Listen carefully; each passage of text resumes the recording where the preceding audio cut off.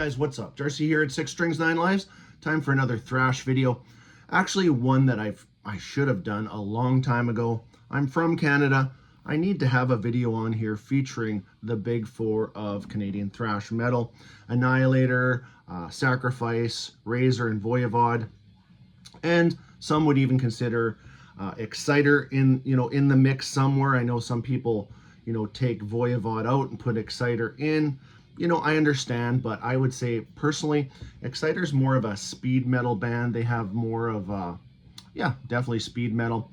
And as any big four, for the most part, they've all tried different things. They've went away from the thrash.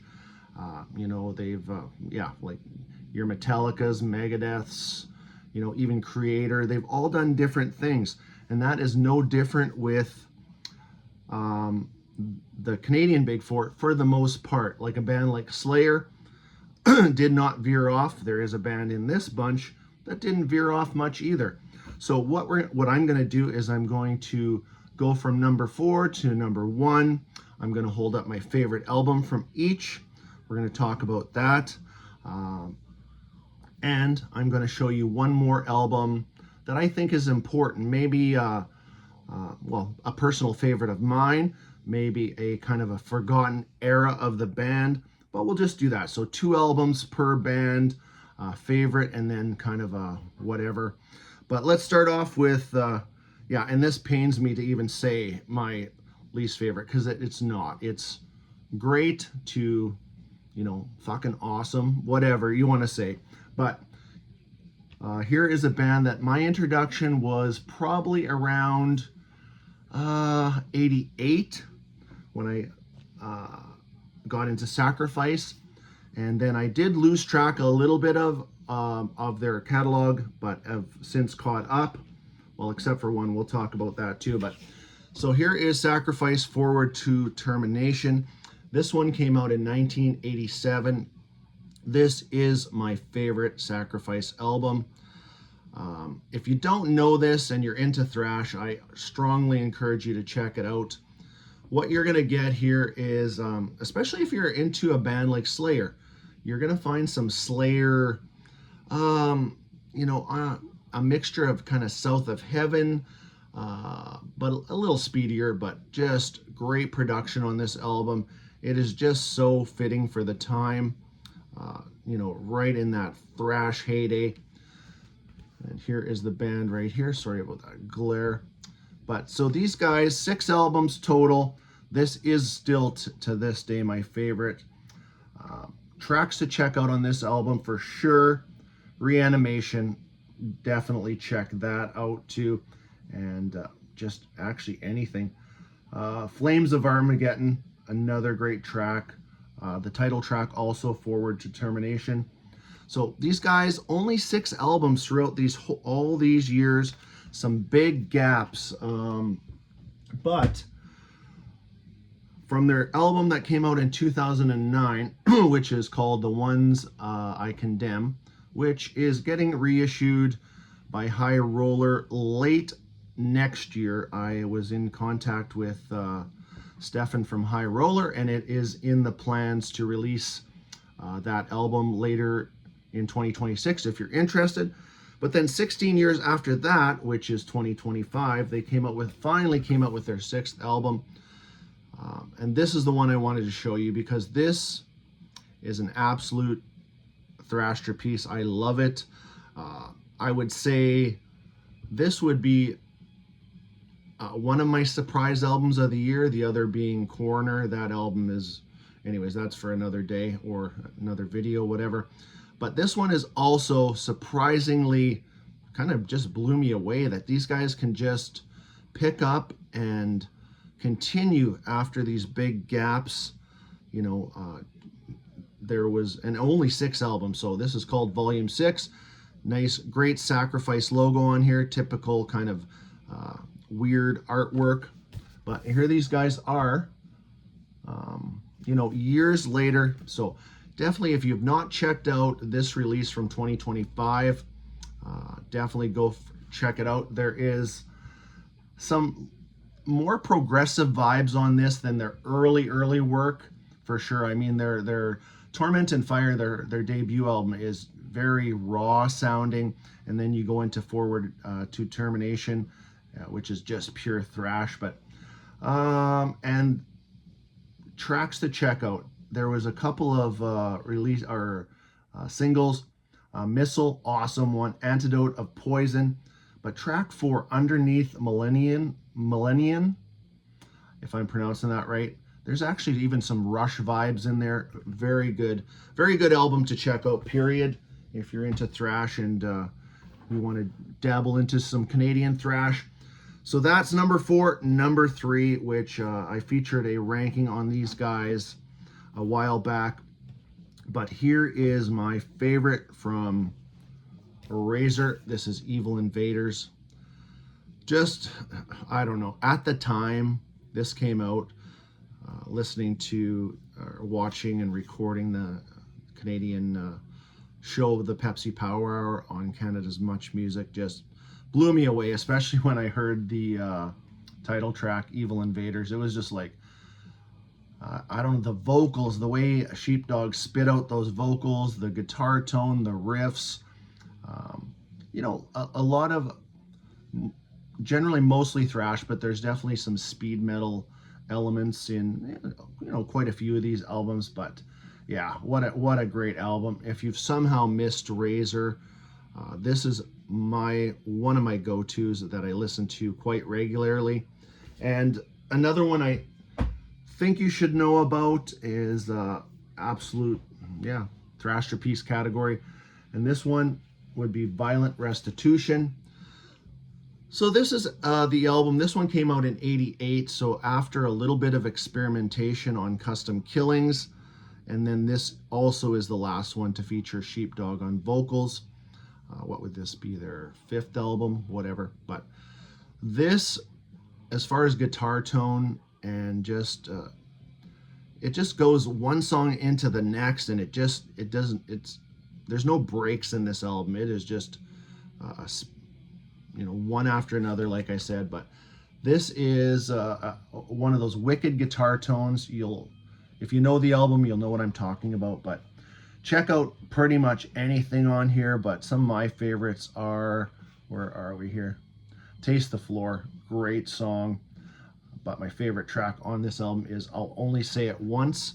Check that track out too. So, like I said, if you somehow missed some of these more high-profile Razor albums, check these out. So that's number 3.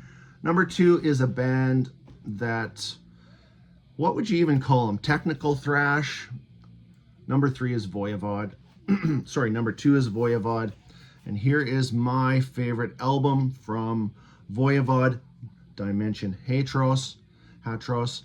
Not my introduction to the band, believe it or not, and I won't bullshit you. My introduction was '89 through a cover song, because this came out in '88. Yeah, '89 with the Pink Floyd cover song. That was my introduction. That video played all the time on Pepsi Power Hour. And then I backtracked to this album, and I was just blown away, especially from Tribal Convictions. Probably top 3 to 5 Voivod songs is Tribal Convictions. But there's just so much greatness on this album. Macro Solutions to Mega Problems, Psychic Vacuum. On I think my original CD or cassette, there was the Batman theme cover too. That was pretty cool too, but it is not on here. But so there is my favorite album from Voivod. Like I said, not my introduction, but I have all their catalog pretty much. I think, no, actually, no, I don't. I'm missing, I think, one from the Newstead era, which is not my favorite of the Voivod catalog, which leads into what I'm going to show you is kind of an underrated, I don't know about if it's forgotten era of the band, because if you're a Voivod fan, you're a Voivod fan. I don't think there's a lot of, oh yeah, I like a couple albums from Voivod. Either you like them or you don't type of band, if that makes any sense. But here is one from, when did this one come out? 1997. This is Phobos. So this is the lineup with Eric Forrest on vocals and bass. So they're just a 3-piece in this band. Eric did 2 albums with Voivod, this one, and Negatron. But out of the 2, this is the one I would show you. This one has lots of atmosphere, great riffs throughout from Piggy. May he rest in peace. But this is one I would encourage you to go to, and maybe, who knows, maybe you only have a few Voivod albums in your collection and have never checked out anything with the Eric Forrest lineup. Here's one I will definitely encourage you to go check out. A band, so Voivod, I would say too, you're probably looking at a new album here, probably late 2026. The last thing they put out was a reworked or re-recorded. It is called Morgoth Tales. They went through and re-recorded select songs from their catalog, and I think there's a new cover song, which is not on the vinyl, but I think it's on the CD or the the digital version. But so that leaves one band, and we know which one that is. Annihilator. I've been a fan since day one, 1989, when Alice in Hell came out. But that is actually not my favorite. My favorite from Annihilator is Never Neverland, with Coburn Farr on vocals. May he rest in peace too. Alice in Hell wouldn't be far behind.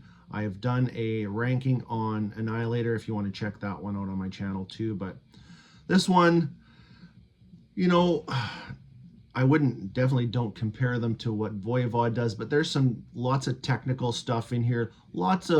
I love Jeff Waters' guitar playing. He's very inventive. He has massive influences from, even guys like Eddie Van Halen, tapping and little guitar, little I don't even know what word I'm trying to find, but little things going on here that, you hear something new every time you listen to these albums, even after all these years. But love this album. Just anything on here, but Reduced to Ash, I'm in Command, The Fun Palace, Stonewall, Imperiled Eyes, great track, and corny lyrics on Craft Dinner, but it's a great song too. So Annihilator, still going. I don't know what's going on with, if they're still going to do some studio albums. I think Stu Block is their vocalist for the time being, which would be cool if they did a studio album with Stu.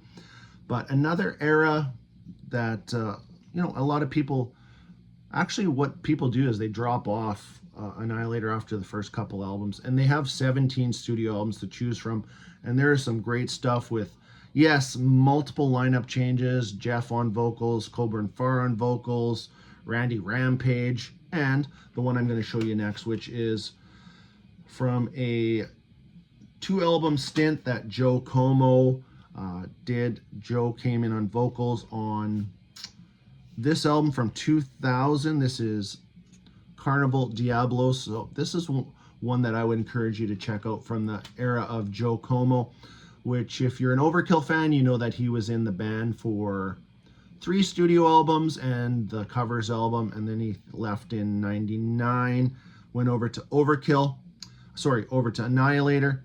Tracks to check out for sure.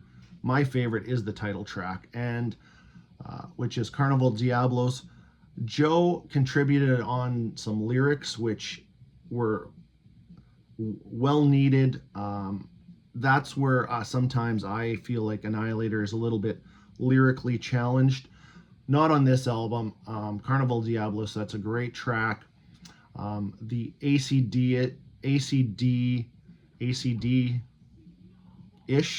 ACDC-ish, Shallow Grave, which I love. That's probably one of my favorite Annihilator tracks.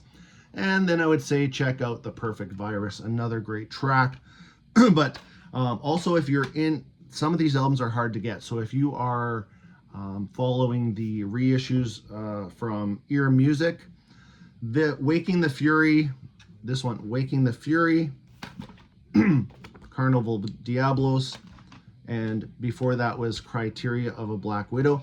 Those three should be next. I would say probably mid 2026. It feels like they're in no hurry to do these. They just did the first three, but now these three will be next. But there it is. There's my loose ranking of the Canadian Big Four. Like I said, I've been a thrash fan forever. These are bands that I followed here in Canada. But if you haven't checked out some of these bands, you know, I know there's a few people that don't know a lot about Sacrifice or the full Razor catalog. And like I said, Voivod is kind of one of those bands where you kind of love them, or maybe you don't hate them, but you just kind of, that's not for me. And Annihilator, a lot of people, like I said, they don't look past the first couple albums, a million lineup changes, things like that. But anyways, hope you enjoyed that one. Until next time, stay heavy.